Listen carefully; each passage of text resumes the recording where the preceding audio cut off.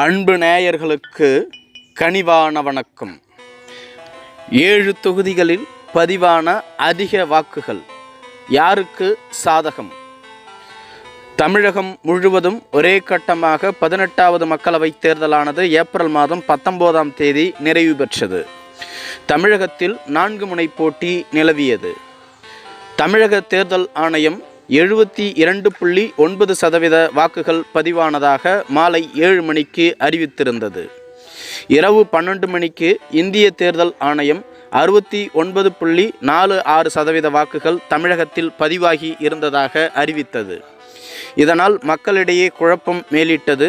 இருப்பினும் இந்திய தேர்தல் ஆணையம் அறிவித்த வாக்குப்பதிவே சரியானது என முற்றுப்புள்ளி வைக்கப்பட்டது. இந்த தேர்தலில் அதிகபட்சமாக தருமபுரி மற்றும் கள்ளக்குறிச்சி தொகுதிகளில் அதிகபட்ச வாக்குகள் பதிவாகி இருந்தது. தூத்துக்குடி தொகுதியில் ஆரம்பத்தில் 70.93% வாக்குகள் என்று கூறிய தேர்தல் ஆணையம் பின்பு 59.96% என்றும், இதேபோன்று மத்திய சென்னை தொகுதியில் ஆரம்பத்தில் 67.35% என்று கூறிய தேர்தல் ஆணையம் பின்பு 53.91% என்று கூறியது மக்களிடையே குழப்பத்தை ஏற்படுத்தியது. தமிழகத்தில் 7 தொகுதிகளில் அதிகபட்ச வாக்குகள் பதிவாகி இருந்தன. அத்தொகுதிகள் தருமபுரி, கள்ளக்குறிச்சி, கரூர், நாமக்கல், சேலம், பெரம்பலூர் மற்றும் விழுப்புரம் போன்ற தொகுதிகள் ஆகும். தருமபுரி தொகுதியில் அதிகபட்சமாக 81.48%, கள்ளக்குறிச்சி தொகுதியில் 79.25% வாக்குகளும், கரூர் தொகுதியில் 78.61% வாக்குகளும், நாமக்கல் தொகுதியில் 78.16% வாக்குகளும், சேலம் தொகுதியில் 78.13% வாக்குகளும், பெரம்பலூர் தொகுதியில் 77.37% வாக்குகளும், விழுப்புரம் தொகுதியில் 76.47% வாக்குகளும் பதிவாகி இருந்தன. தமிழகத்திலேயே அதிகபட்சமாக பதிவான வாக்குகள் இந்த 7 தொகுதியில் மட்டுமே. இந்த 7 தொகுதியில் அதிகபட்ச வாக்குகள் பதிவானதால் இந்த தொகுதிகளில் யாருக்கு சாதகமான சூழ்நிலை நிலவுகிறது? தருமபுரி தொகுதியில் திமுகவின் சார்பில் மணி அவர்களும், அதிமுகவின் சார்பில் அசோகன் அவர்களும், பாட்டாளி மக்கள் கட்சியின் சார்பில் சௌமியா அன்புமணி அவர்களும், நாம் தமிழர் கட்சியின் சார்பில் அபிநயா அவர்களும் போட்டியிட்டார்கள். தருமபுரி மாவட்டம் கிராமங்கள் நிறைந்த ஒரு தொகுதி. இங்கு பாட்டாளி மக்கள் கட்சி போட்டியிட்டதாலும் சௌமியா அன்புமணியாலும் தான் அதிகபட்ச வாக்குகள் பதிவானதாக கூறப்படுகிறது. களத்தில் நடத்தப்பட்ட ஆய்வானது இந்த அதிகபட்ச வாக்குப்பதிவு என்பது பாட்டாளி மக்கள் கட்சிக்கு சாதகமாக அமையும் என்று கூறப்பட்டுள்ளது. கள்ளக்குறிச்சி நாடாளுமன்ற தொகுதி. இங்கு 79.25% வாக்குகள் பதிவாகி இருந்தன. கள்ளக்குறிச்சி நாடாளுமன்ற தொகுதியில் திமுக சார்பில் மலையரசன் அவர்களும், அதிமுகவின் சார்பில் குமரகுரு அவர்களும், பாட்டாளி மக்கள் கட்சியின் சார்பில் தேவதாஸ் அவர்களும், நாம் தமிழர் கட்சியின் சார்பில் ஜெகதீசன் அவர்களும் போட்டியிட்டார்கள். கள்ளக்குறிச்சி தொகுதியும் கிராமப்புறம் மலைவாழ் மக்களால் சூழப்பட்ட ஒரு தொகுதி. இங்கு திமுகவும் அதிமுகவிற்கும் இடையே நேரடி போட்டி நிலவியதாக கூறப்படுகிறது. அதிகபட்ச வாக்குப்பதிவு என்பது இங்கு அதிமுகவிற்கே சாதகமாக அமையும் என்று கூறப்படுகிறது. கரூர் நாடாளுமன்ற தொகுதி 78.61% வாக்குகள் பதிவாகி இருந்தது. இது தமிழக பாரதிய ஜனதா கட்சியின் தலைவரான அண்ணாமலையின் சொந்த தொகுதி. கரூர் நாடாளுமன்ற தொகுதியில் காங்கிரஸ் கட்சியின் சார்பில் ஜோதிமணி அவர்களும், அதிமுகவின் சார்பில் தங்கவேல் அவர்களும், பாரதிய ஜனதா கட்சியின் சார்பில் செந்தில்நாதன் அவர்களும், நாம் தமிழர் கட்சியின் சார்பில் கருப்பையா அவர்களும் போட்டியிட்டார்கள். இங்கு பாரதிய ஜனதா கட்சி மிக தீவிரமாக களப்பணி ஆற்றியது. இதேபோன்று முன்னாள் அமைச்சரான செந்தில் பாலாஜியின் சொந்த தொகுதியும் கரூர் தொகுதியே. எனவே இங்கு அதிகபட்ச வாக்குகளை பெற்றுவிட வேண்டும் என்று திமுகவும் வீரியமாக களப்பணி ஆற்றியது. நடந்து முடிந்த கள ஆய்வின் முடிவில் காங்கிரஸ் கட்சிக்கே இது சாதகமாக அமையும் என்று கூறப்பட்டுள்ளது. நாமக்கல் நாடாளுமன்ற தொகுதி 78.16% வாக்குகள் பதிவாகி இருந்தது.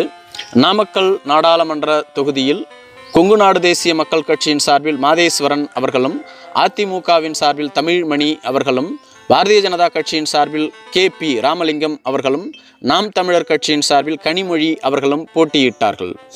நாமக்கல் தொகுதி அதிமுக அமைச்சர் தங்கமணியின் சொந்த தொகுதி. இது அதிமுகவின் கோட்டை என அவர் தீவிர களப்பணி ஆற்றினார். இதேபோன்று கொங்குநாடு தேசிய மக்கள் கட்சியின் பொதுச் செயலாளரான ஈஸ்வரனும் நாமக்கல் கொங்குநாடு தேசிய மக்கள் கட்சியின் கோட்டை என தீவிரமாக களப்பணி ஆற்றினார். இத்தொகுதியும் கிராமப்புறங்கள் நிறைந்த தொகுதி. வாக்குப்பதிவு நடைபெற்றதன் அடிப்படையில் இந்த தொகுதியில் பதிவான வாக்குகளின் அடிப்படையிலும் இது அதிமுகவிற்கே சாதகமாக அமையும் என்று கூறப்படுகிறது. சேலம் நாடாளுமன்ற தொகுதி 78.13% வாக்குகள் பதிவாகி இருந்தன. சேலம் நாடாளுமன்ற தொகுதியில் திமுகவின் சார்பில் செல்வ கணபதி அவர்களும் அதிமுகவின் சார்பில் விக்னேஷ் அவர்களும் பாட்டாளி மக்கள் கட்சியின் சார்பில் அண்ணாதுரை அவர்களும் நாம் தமிழர் கட்சியின் சார்பில் மனோஜ்குமார் அவர்களும் போட்டியிட்டார்கள்.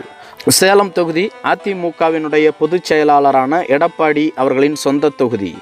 இதேபோன்று சேலம் தொகுதி ஒரு காலத்தில் திமுகவின் கோட்டையாக இருந்தது. அதற்கு காரணமாக இருந்தவர் வீரபாண்டி ஆறுமுகம். எனவே இரு கட்சிகளும் தீவிரமாக களப்பணி ஆற்றின. நடந்து முடிந்த ஆய்வுகளின் அடிப்படையில் சேலம் தொகுதியில் பதிவான வாக்குகளின் அடிப்படையிலும் இது திமுகவிற்கே சாதகமாக அமையும் என்று கூறப்பட்டுள்ளது. பெரம்பலூர் நாடாளுமன்ற தொகுதி.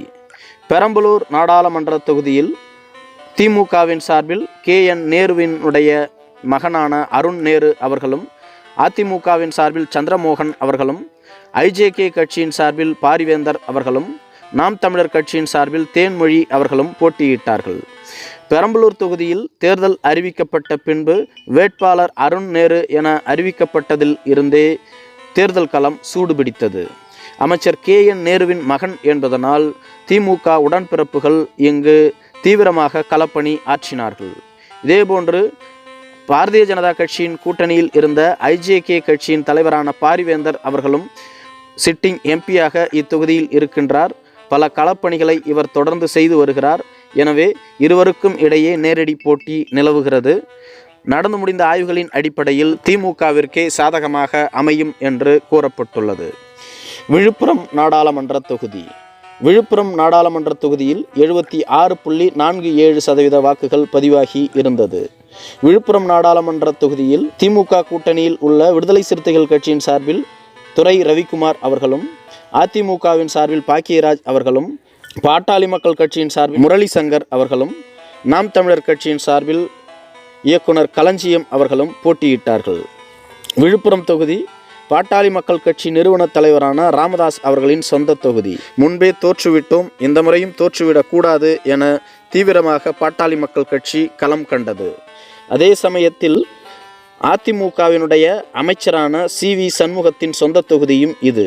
எனவே பாட்டாளி மக்கள் கட்சி நம்மோடு கூட்டணிக்கு வரவில்லை, பாட்டாளி மக்கள் கட்சி இங்கு வெற்றி பெறக்கூடாது என்று CV சண்முகம் அவர்களும் இங்கு தீவிரமாக களப்பணி ஆற்றினார். நடந்து முடிந்த தேர்தல் மற்றும் வாக்குப்பதிவுகளினுடைய அடிப்படையில் அதிமுகவிற்கே சாதகமாக அமையும் என்று கூறப்பட்டாலும் விடுதலை சிறுத்தைகள் கட்சி வெற்றி பெறுவதற்கும் சம வாய்ப்பு உள்ளது. பாட்டாளி மக்கள் கட்சி இங்கு 3வது இடத்தையே பெறும். 7 தொகுதிகளில் பதிவான வாக்குகளினுடைய அடிப்படையில் அந்த தொகுதிகளில் போட்டியிட்ட வேட்பாளர்களின் தீவிர களப்பணி, இதனால்தான் அப்பகுதியில் உள்ள அனைத்து மக்களும் வாக்களிக்க ஏதுவாக அமைந்தது என்று கூறப்பட்டுள்ளது. நன்றி.